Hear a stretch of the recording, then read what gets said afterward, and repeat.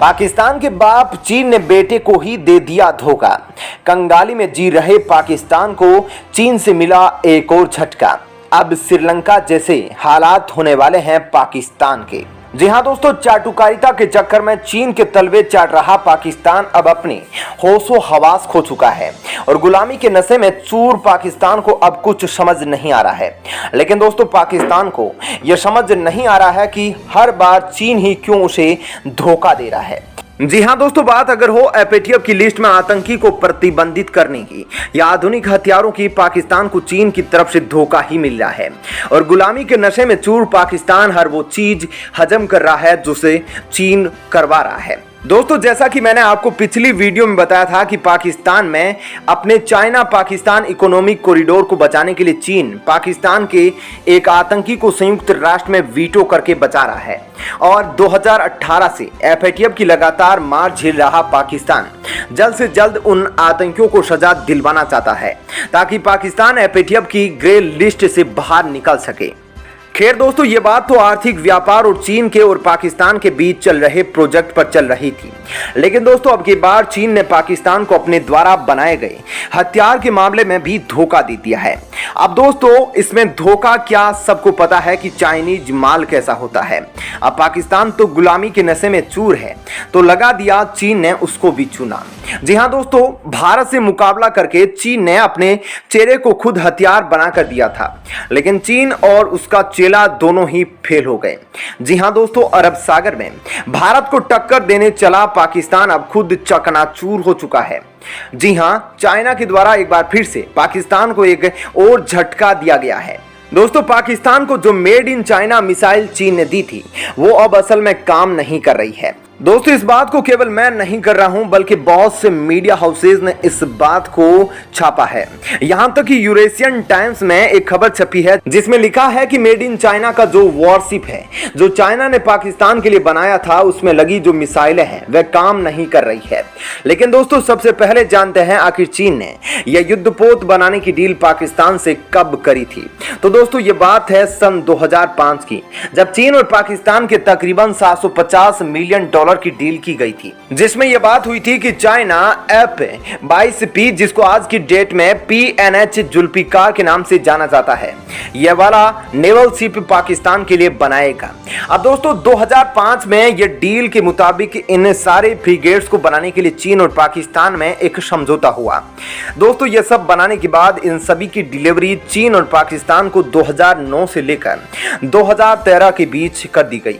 दोस्तों, इसमें कुल मिलाकर 4 फ्रिगेट्स हैं, जिनमें से 15 चाइना के अंदर बनाए गए थे और एक पाकिस्तान के अंदर बनाया गया था।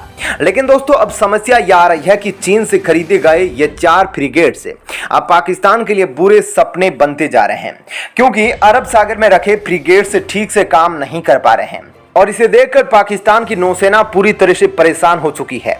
जी हाँ दोस्तों, जिस काम के लिए इन फ्रिगेट्स को बनाया गया था वह काम ये कर नहीं पा रहे, यहाँ तक कि मिसाइल भी लॉन्च नहीं कर पाते।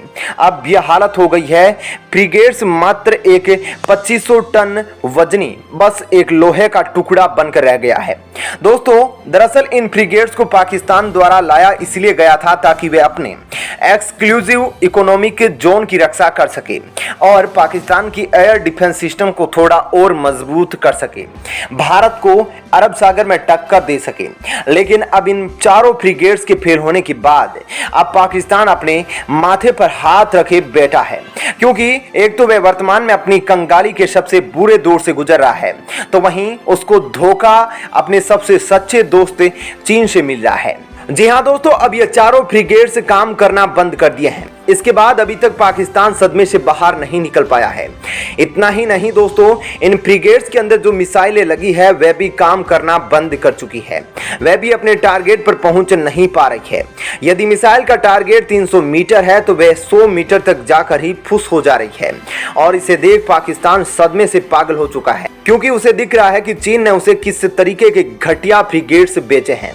और दोस्तों, इतना ही नहीं, अब इस फ्रिगेट्स का जो रडार सिस्टम लगा है जो दुश्मन देश से आने वाली मिसाइलों को रोकने का काम करता है, वह रडार सिस्टम भी अब पूरी तरह से फेल हो चुका है और उसने भी अब काम करना बंद कर दिया है।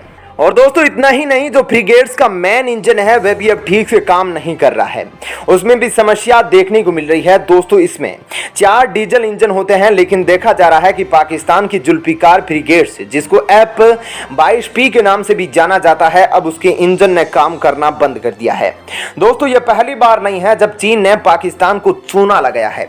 इससे पहले भी चीन के द्वारा पाकिस्तान को दिए गए अपने VT-4 मैन बैटल टैंक और 203 mm toward heavy artillery gun भी फेल हो चुकी है।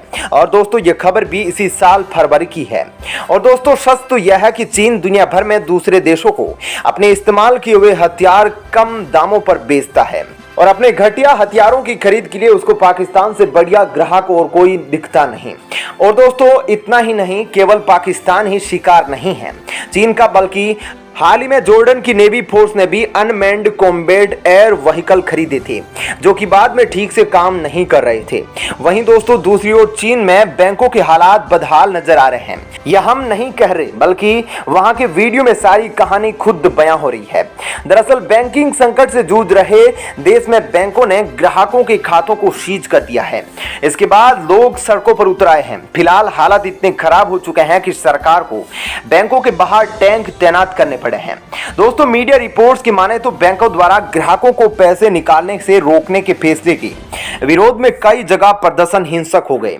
हालिया रिपोर्ट की माने तो चीन के हैनान प्रांत में पिछले कई हफ्तों से पुलिस और बैंक ग्राहकों के बीच लगातार झड़पें जारी है, और यह सिलसिला इस साल अप्रैल में चालू हुआ है, जब बैंकों ने ग्राहकों को अपनी सेविंग्स निकालने से रोक दिया था। सोशल मीडिया पर चीन के बैंकों के बाहर तैनात किए गए टैंकों और वहीं पैदा हुए हालातों का वीडियो अब एक के बाद एक वायरल हो रहा है।